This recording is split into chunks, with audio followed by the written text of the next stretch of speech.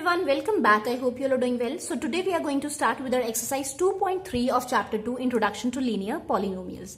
Before this, if you haven't liked, shared or subscribed the channel, please do like, share and subscribe.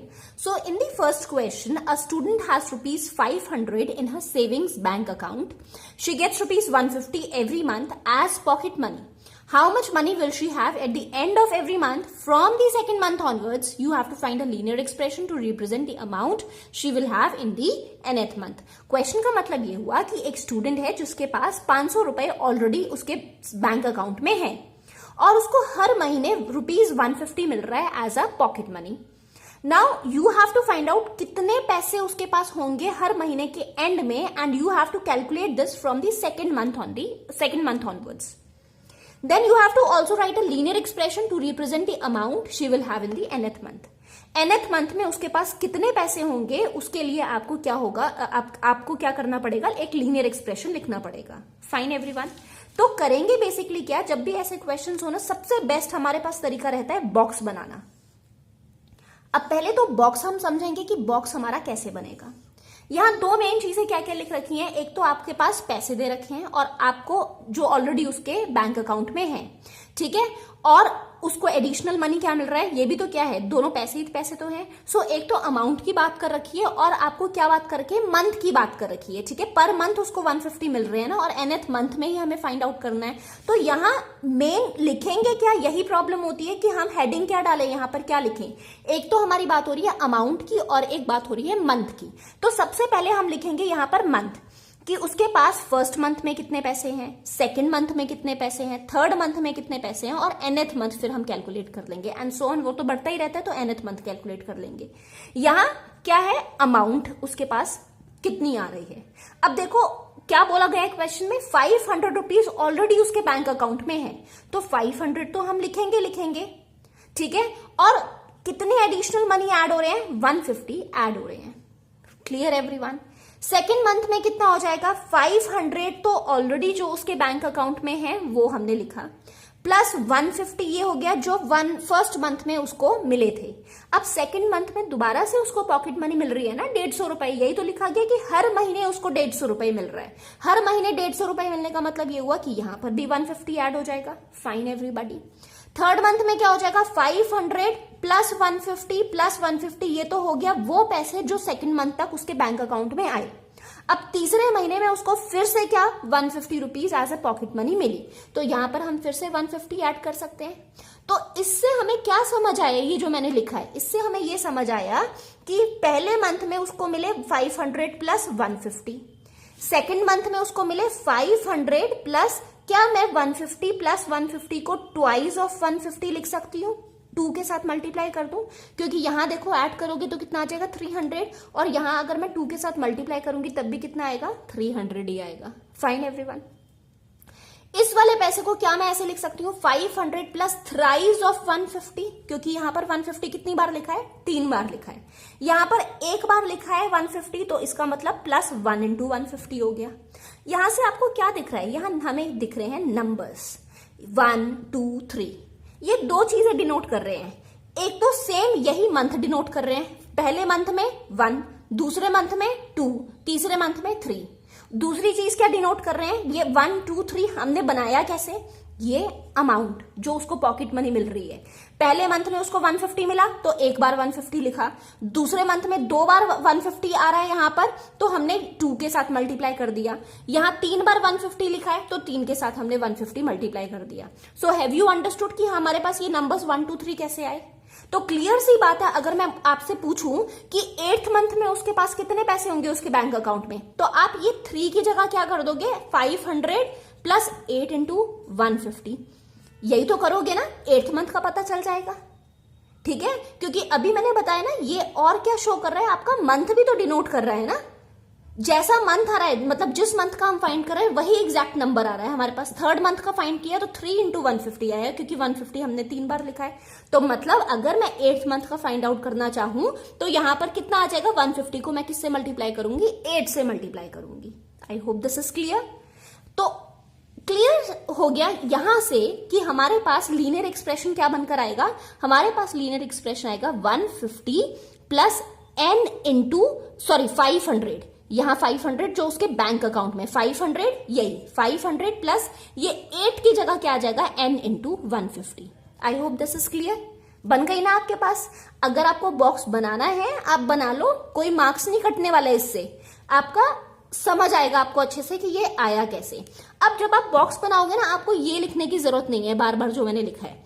आप directly क्या लिखोगे, आप directly ये लिखोगे 500 plus 150, फिर 500 plus twice of 150, 500 plus thrice of 150, और फिर आपके पास क्या आ जाएगा 500 प्लस n ऑफ 150। तो सबसे पहले तो बनाना ये बॉक्स, ये लिखना।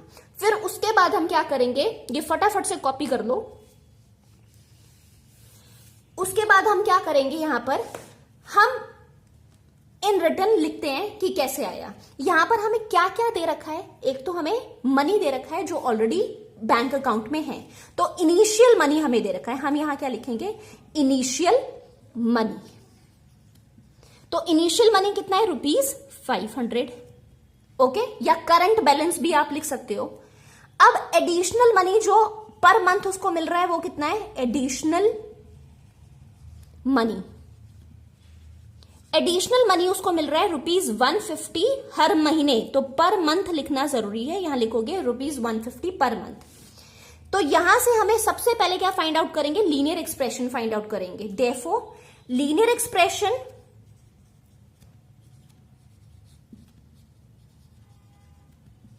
For nth month, nth month के लिए लीनियर एक्सप्रेशन लिखते हैं। कितना आ जाएगा हमारे पास, क्या बनेगी linear expression, 500 plus n into 150, या डायरेक्टली इसकी जगह आप क्या लिख सकते हो, 500 प्लस 150n, ऐसे भी लिख सकते हो, कोई प्रॉब्लम नहीं है। n को मल्टीप्लाई कर दिया 150 के साथ, तो ये ब्रैकेट ओपन हो जाएगा, 150n लिख दिया। तो जैसे मर्जी लिखो, या तो ऐसे आप लिख लो या ऐसे लिखो, पर लिखो कोई एक ही, ये नहीं कि दोनों लिखोगे, लिखो कोई एक ही, ठीक है। तो ये हमारा आ गया लीनियर एक्सप्रेशन। अब हमें ये भी तो फाइंड करना था कि सेकेंड मंथ ऑनवर्ड से उसके बैंक अकाउंट में कितने पैसे हैं, ठीक है। तो आंसर स्टेटमेंट में हम एक और चीज लिखेंगे, the amount of money she has from the second month onwards. Box आपने स्टार्टिंग में बना ही लिया, वहां से आपके पास वैल्यूज आ जाएंगी, ठीक है। Amount of money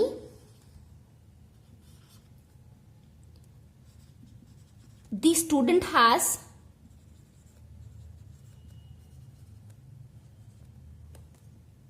the student have या has from the end of the second month,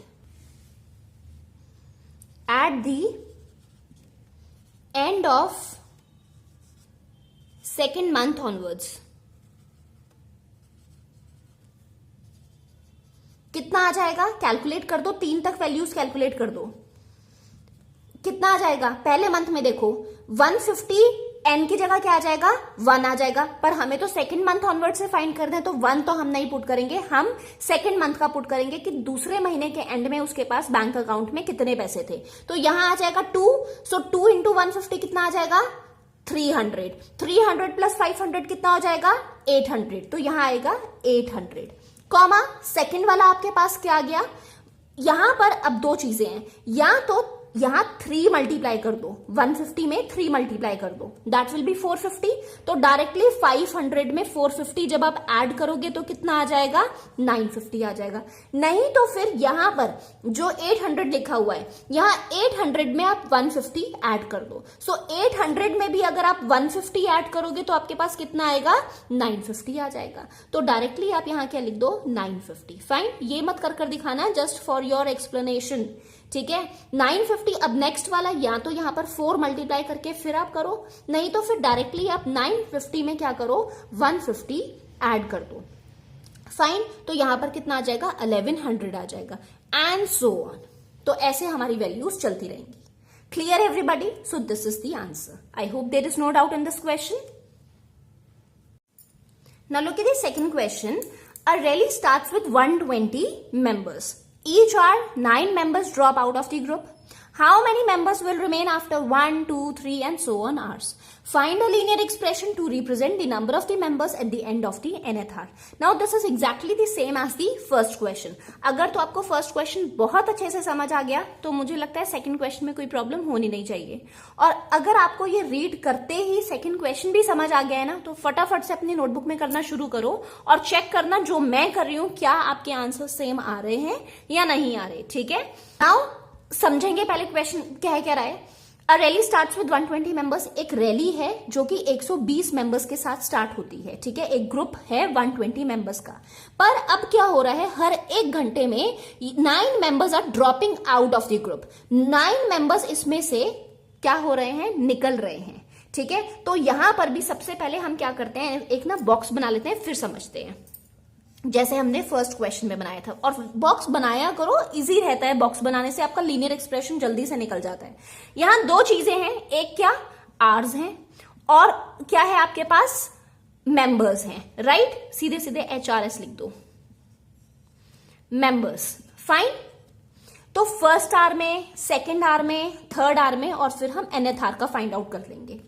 first are में क्या हो रहा है, अब टोटल नंबर ऑफ मेंबर्स कितने हैं, 120 मेंबर्स हैं।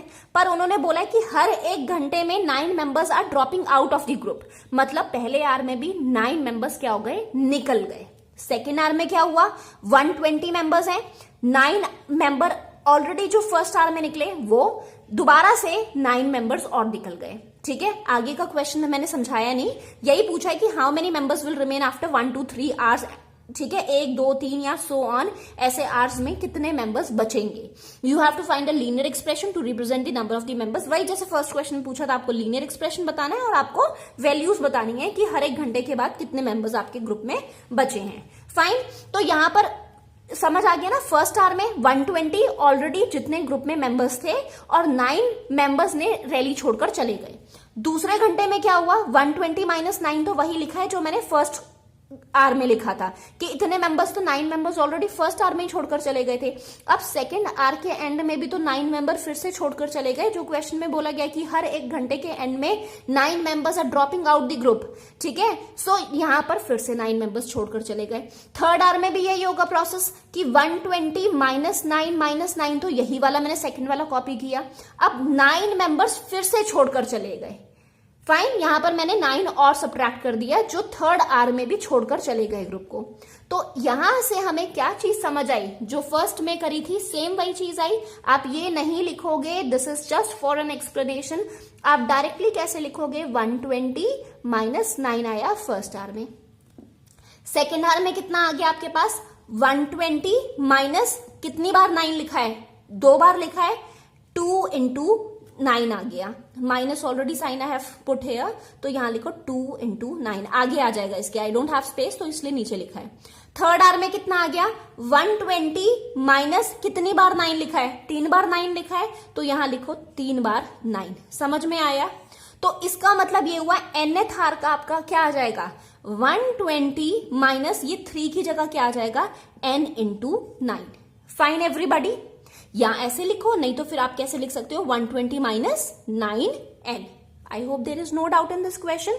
तो यहां से हमें क्लियर वर्जन क्या समझ आ रहा है, इसके आगे कुछ नहीं लिखा मतलब 1 है। यहां कितनी बार 9 आ रहा है, एक बार 9 आ रहा है, इसलिए -1 इंटू 9 आ गया। ठीक है, अब ये लिखने का क्या पीछे मोटो क्या है, क्यों मैं ये 1 लिखना भी जरूरी है मेरे लिए समझाने के लिए, क्योंकि ये आपका 1, 2, 3 दो चीजें रिप्रेजेंट कर रहा है।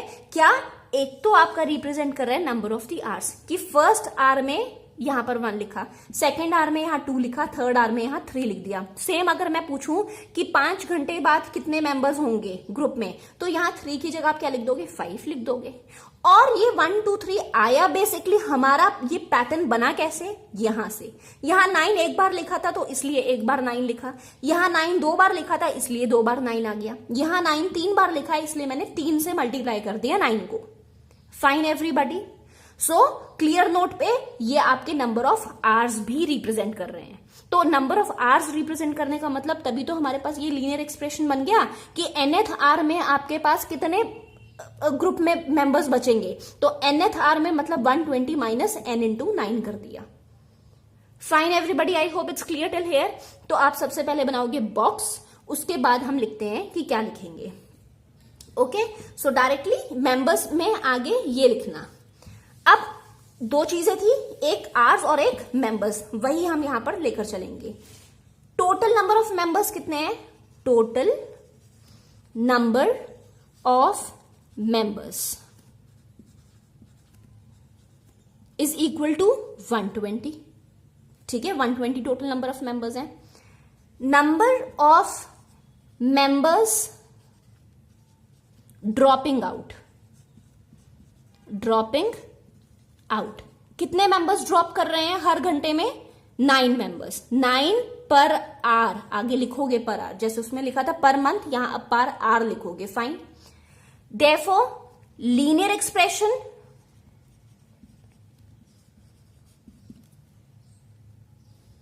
या तो पूरा स्टेटमेंट लिखो to represent the number of the members at the end of the nth hour, या सीधे लिखो linear expression for the nth hour. क्या आ जाएगा? 120 minus 9n। Okay, 120 minus n into 9 ऐसे लिखो, या 9n सीधे ऐसे लिख दो। Okay everybody, so this is your linear expression. अब आंसर स्टेटमेंट में हम क्या लिखेंगे? यहां पर क्या पूछा था? How many members will remain after 1, 2, 3 and so on hours. Remaining members after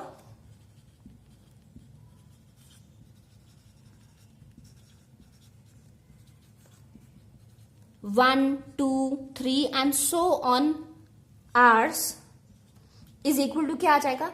first are में कितना आ जाएगा? यहां n की जगह क्या आ जाएगा? 1 आ जाएगा। सो 9 इंटू 1 विल बी 9। 120 में से 9 जाएंगे तो कितना बचेगा? 111। सेकेंड वाले आर के एंड में कितने मेंबर्स बचेंगे? उसमें क्या कर सकते हो, यहां तो डायरेक्टली यहां पर मल्टीप्लाई करो 2 को। 9 इंटू 2 विल बी 18। 120 में से 18 माइनस करो, नहीं तो फिर डायरेक्टली अब क्या करते जाओ, पहली आपके पास नंबर आ गया ना 111, इसमें ही आप क्या करोगे? फिर से 9 माइनस कर दोगे। ओके, यहां पर माइनस करने पर कितना आएगा? 102 आ जाएगा। और यहां पर भी देखो, अगर आप 120 में से 18 माइनस कर दोगे तो कितना आ जाएगा? 102। सेम आ रहा है ना आंसर? तो वही करना है, या तो n की जगह आप वैल्यूज पुट करते रहो, या अब आपके पास ये जो वैल्यूज आ गई हैं डायरेक्टली इसमें से क्या करते हो? 9 माइनस करते रहो। सो यहां पर नेक्स्ट वाले में अगेन 102 में से क्या करेंगे? 9 माइनस कर देंगे, तो कितना आ जाएगा हमारे पास? 93 एंड सो ऑन। ऐसे हमारे वैल्यूज बढ़ती रहेंगी and this is your answer. Fine, I hope there is no doubt in this. और अगर आपने आंसर सही किया है, सोल्यूशन सही किया है, तो वेरी गुड बेटा, इसका मतलब आपको अच्छे से समझ आने लग गया है। ठीक है, so moving on to the next one. I hope there is no doubt till here. Now quickly look at the third question. Suppose the length of a rectangle is 13 centimeter. Find the area if the breadth is 12 centimeter, 10 centimeter and 8 centimeter. You have to find out the linear pattern representing the area of the rectangle. तो ये exercise पूरी ditto एक जैसी है। ठीक है, कोई difference नहीं है। अगर आपको फॉर्मुलेज आते हैं, लीनियर पैटर्न अगर आपको बनाना आ गया तो कोई प्रॉब्लम है ही नहीं है। तो ये भी अगर क्वेश्चन आपको समझ आ गया है तो फटाफट से सॉल्व करो। यहां पर बस चेक करना आंसर कि क्या आपका आंसर सही है। ठीक है, तो पहला आपको क्या दे रखा है कि यू सपोज मान लो कि जो लेंथ है रेक्टेंगल की वो कितनी दे रखी है? 13 centimetre. So it's given length of rectangle क्या है? Length of rectangle is equal to 13 centimetre. Fine, you have to find out the area. अब आपको याद होगा जो लास्ट एक्सरसाइज थी उसमें पूछा गया था पेरीमीटर रेक्टेंगल का पेरीमीटर।